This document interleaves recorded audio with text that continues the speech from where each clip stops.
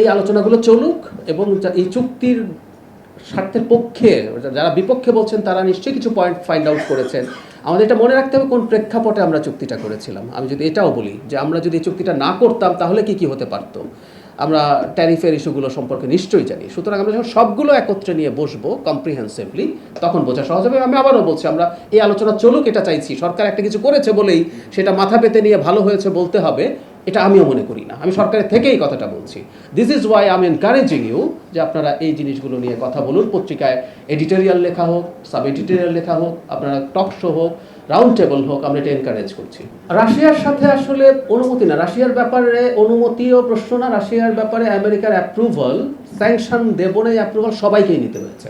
আপনি খেয়াল করবেন রাশিয়ার তেলের যে ক্রুড, ইনফ্যাক্ট এই ক্রুড আমরা আনতে পারি না, পৃথিবীর খুব বেশি দেশ এই ক্রুড রিফাইনও করতে পারে না। আমরা জানি প্রত্যেকটা রিফাইনারি আসলে স্পেসিফিক ক্রুডের উপরে ডিপেন্ড করে।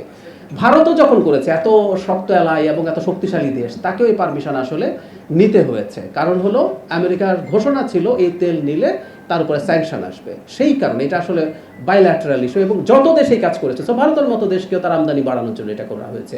এরকম আর কোনো ইস্যু আসলে না। আবারও বলছি, এই যে চুক্তি আছে এরও কিছু ফ্রেমওয়ার্ক আছে, এটার অংশ ছিল না।